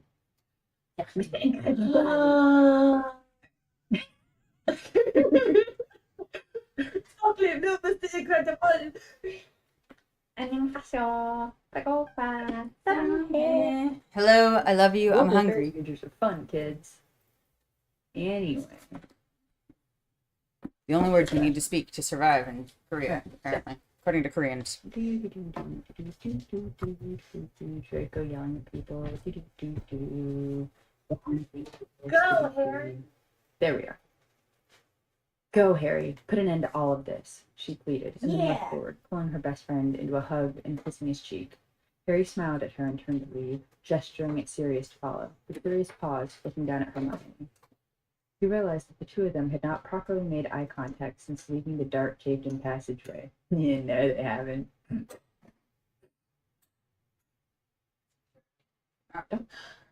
At your age.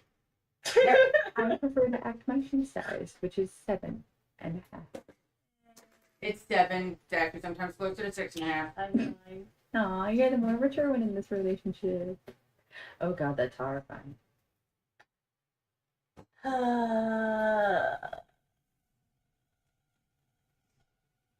You realize that the two of them had not properly made eye contact since leaving the dark cave and passageway.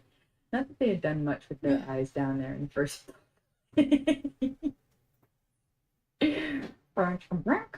Yeah, that's not what you do down there.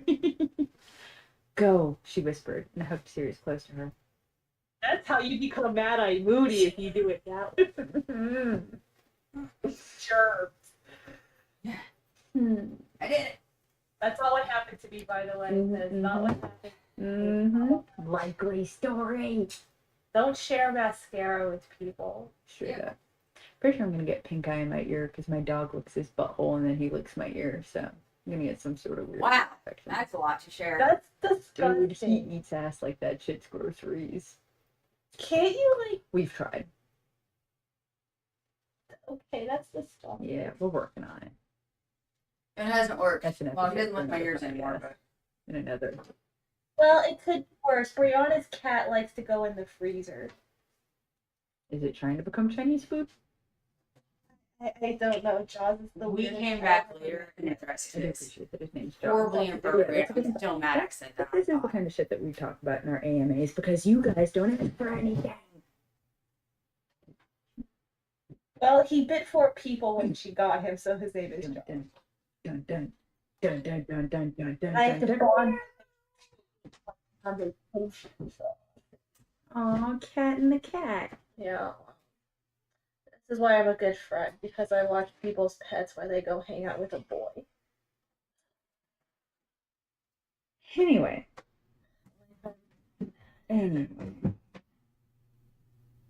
Sirius smiled and kissed her forehead before turning on the heels of his dragonhide boots and following Harry.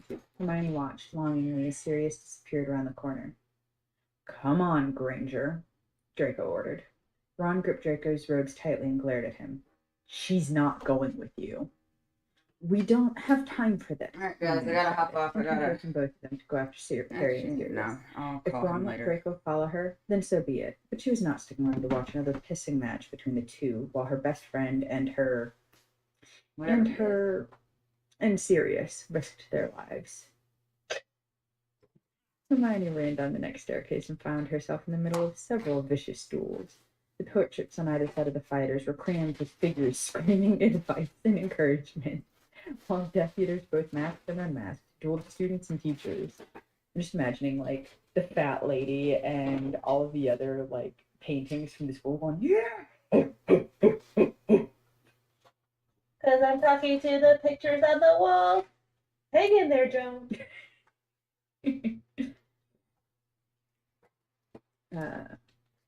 Dean, with his stolen Snatcher's wand, faced off with Amicus Caro, Pavarti against Avery, Seamus with Judson. It was at that point that Draco caught up with her, though he appeared to have a new bruise marring the sharp angle of his jaw. Hermione raised a brow. Draco lifted his right hand to show bloody knuckles. The other guy looks worse. Trust me, he said with a smug grin, and she glared at him. The two surveyed the onslaught before them, scanning the crowd for Harry and Sirius, but could find neither. They stood braced, waiting for the opportunity to act, but before they could, there came a great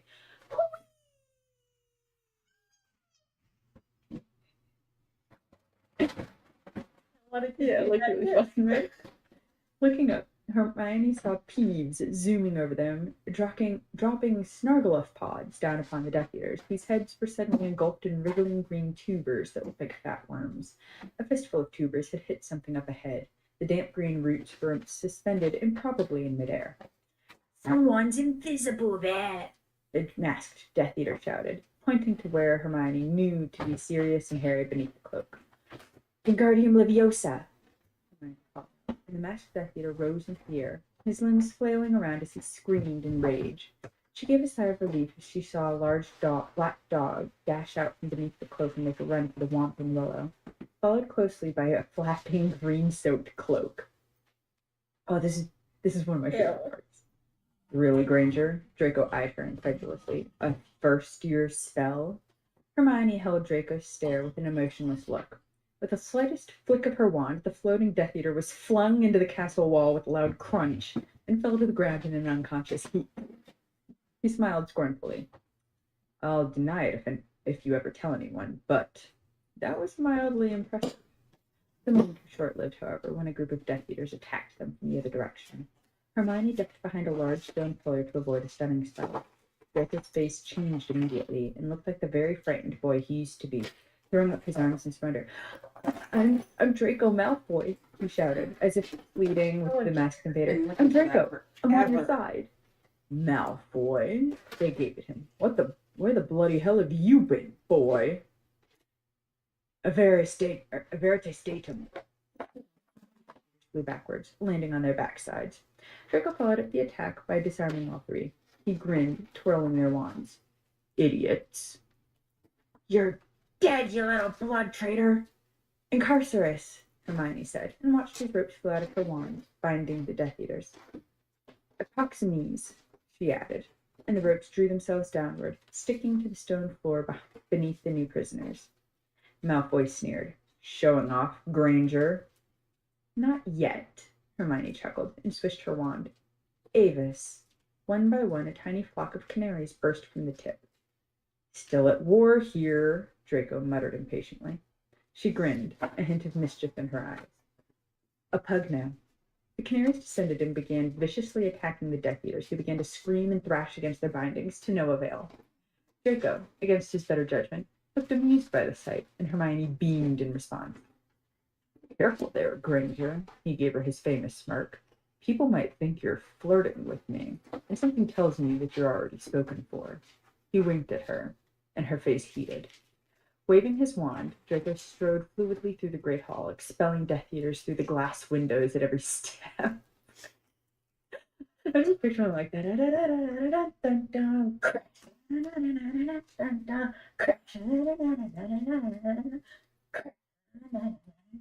Don't mind me. I'm being weird. Oh, you guys can see that That's the anyway. music I hear. She's just like flinging people in and out of windows. Okay.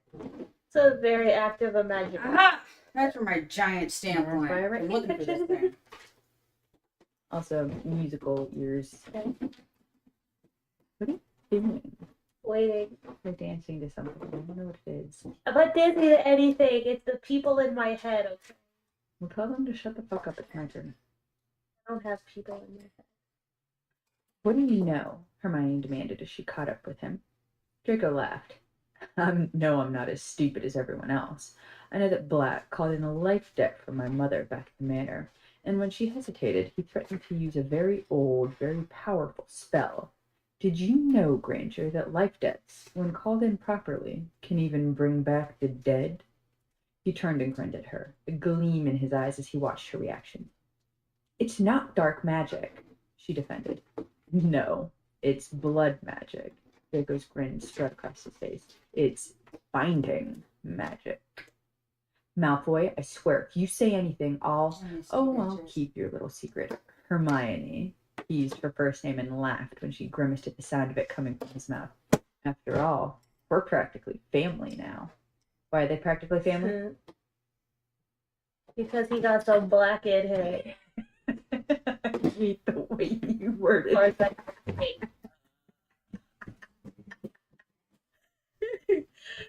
Oh, jeez. hey, everybody wants to be like me. Everybody wants to be like you.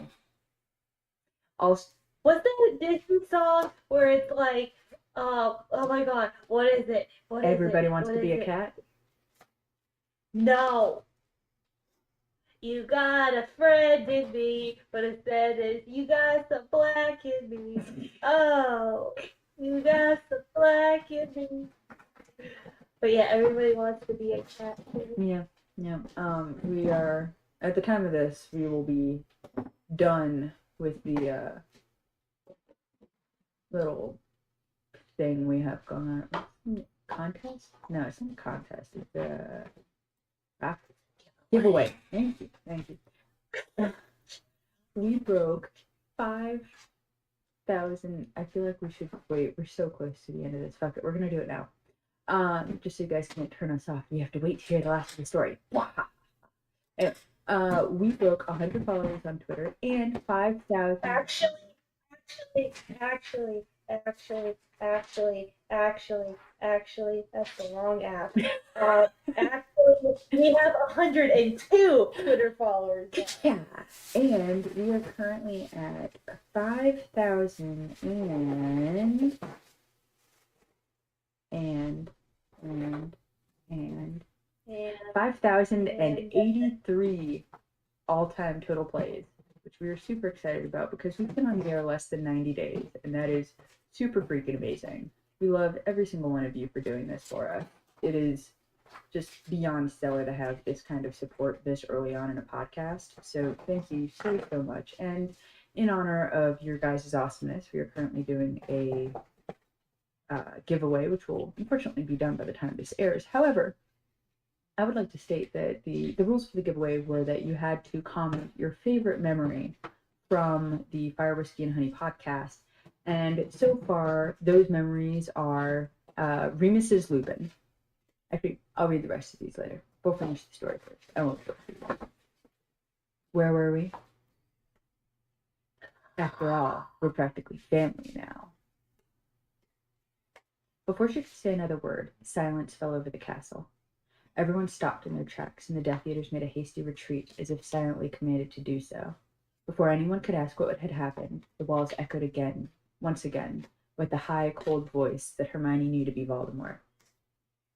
Her eyes narrowed, and she turned to Malfoy for an explanation, but the blonde wizard, who looked fearless in the face of multiple Death Eaters, shrank against the sound of the Dark Lord. You ready? Oh god. You have fought valiantly. Lord Voldemort knows how to value bravery, yet you have sustained heavy losses. If you continue to resist me, you will all die. Did you just take your headphones off? Gosh, you're an asshole. I do not wish this to happen. Every drop of magical blood spilt is a loss and a waste. Lord Voldemort is merciful. I command my forces to retreat immediately. You have 1 hour. Dispose of your dead with dignity. Treat your injured. I speak now, Harry Potter, directly to you. You have permitted your friends to die for you rather than face me yourself. I shall wait for 1 hour in the Forbidden Forest. If, at the end of that hour, you have not come to me, have not given yourself up, then battle recommences. This time I shall enter the fray myself, Harry Potter. And I shall find you, and I shall punish every last man, woman, and child who has tried to conceal you from me. 1 hour. Hermione looked up, terrified at the thought that Harry and Sirius might not have made it to the Shrieking Shack if Voldemort was still alive. But he had called out for Harry specifically, which meant Harry must still be alive. She scanned the great hall where the wounded were being carried in by the droves. A glance at Draco, who was recovering from the announcement, made her think that he was trying to decide whether or not he had picked the winning side. Finito! He needs to work on his ransom notes thread. So, before we get into our giveaway, what do you think? Well, it's getting nasty. And a lot of different definitions of that word. You mean because people are dying? But, well, yes, people are dying. And people are getting it on. Yeah, they're doing that too. And this is what happens when Claire gets me a microphone. You can't see it, but she's like screaming into it Freddie Mercury style and checking up the rock on sign. Because we are the wizards, my friend. And we'll keep on fighting Voldemort till the end. We are the wizards. We are the wizards. Time for muggles, 'cause we are the wizards of Hogwarts. Wait, that's pretty good. You're welcome, guys. That'll be available on iTunes shortly. I'm kidding. That's never coming outside of this podcast.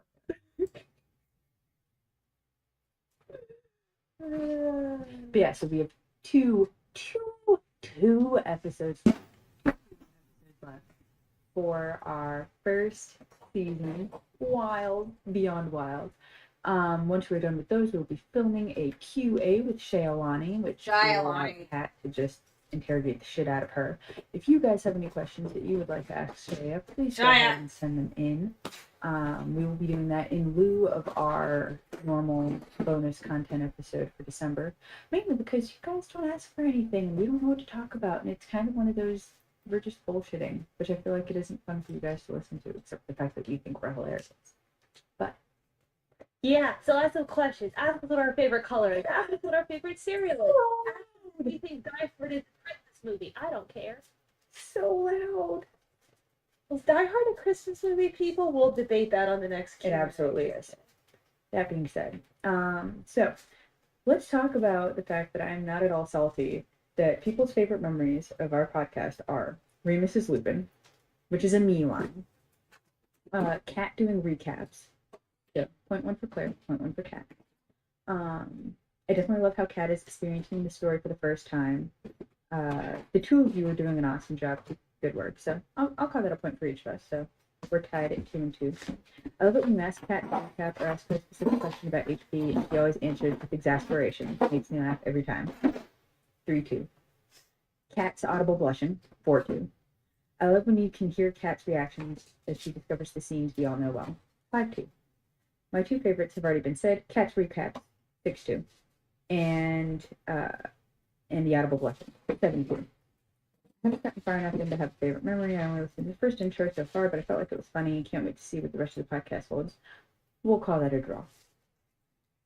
I crack up every time one of you or both of you get lost and have to have the other one starts talking or singing to themselves. Cracks me up every time. Draw.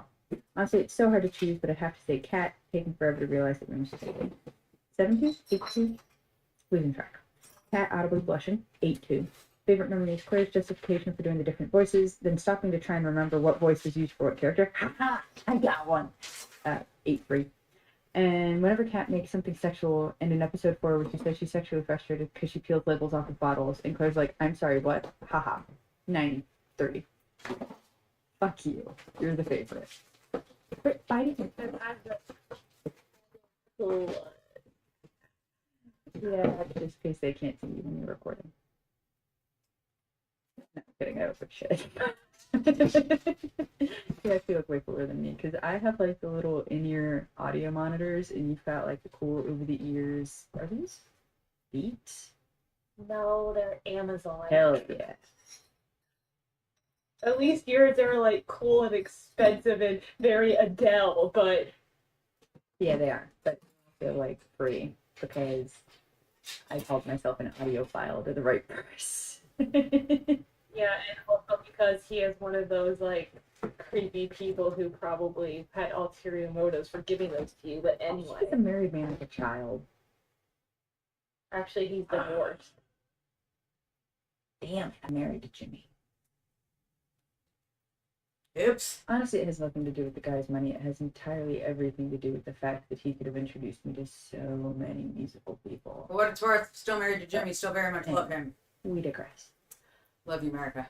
I feel like this is the first episode that really had anything like hot and steamy in it.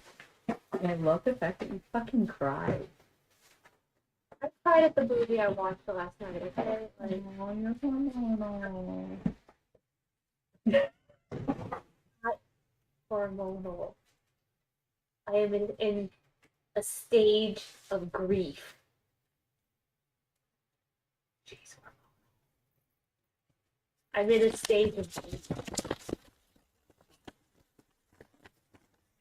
Okay, Bye, will you guys. please explain to them that I am hormonal in the non-tiny human way? And Oh just yeah, in no, the no, weird no. way? She's just PMSing. Like, neither one of us are reproducing right now. Yeah. Right now. Well, you can't. I can't. But anyways, that's a different podcast. I apparently can't. We'll find out. We'll find out. I did That's eventually. the podcast where we take that book title and say that men are from Mars and women are from Venus. I actually referenced that book the other day. Yeah. Very out of date. Wherever they make Still pretty drama. sexist, but there are some things that are just like, even if you There's think like it's 8 sexist, girls it's on the still yard. fairly accurate. I made a Jarlsberg grilled cheese because of that movie, and it was not as good as I expected it to be. Facts. I'm sorry. I think I needed the expensive bread too. You should watch the movie I watched last night. It was cute. Okay. We should probably do the outro so everybody can go about their day. Okay. Like they have things to do. Oh, well, you guys don't have anything to do. You just need to listen to us. Before we go into that outro, though, we are going. Oh my god, those eyes are crooked. What?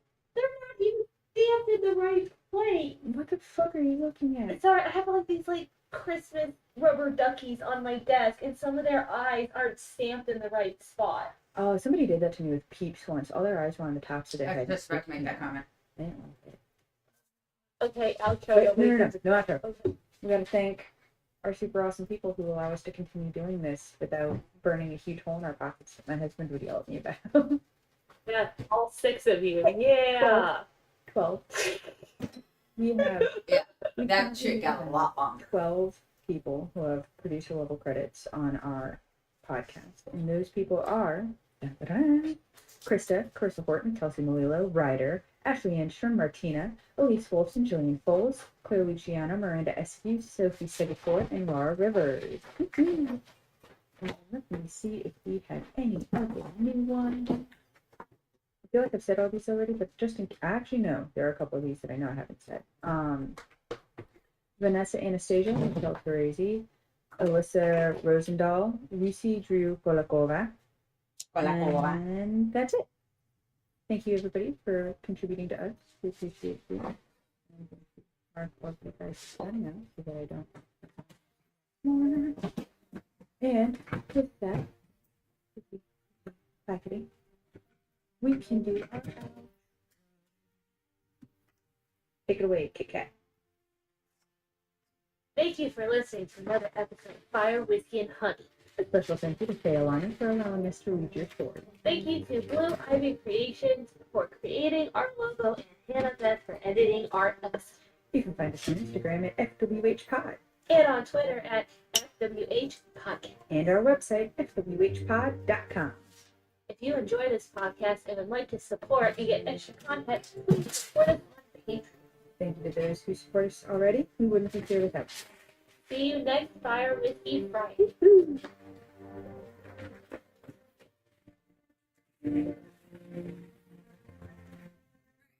Well, I've made good headway in my office, so go ahead and log out. Finished an episode and a half. And I'll try to remember which episode we ended on.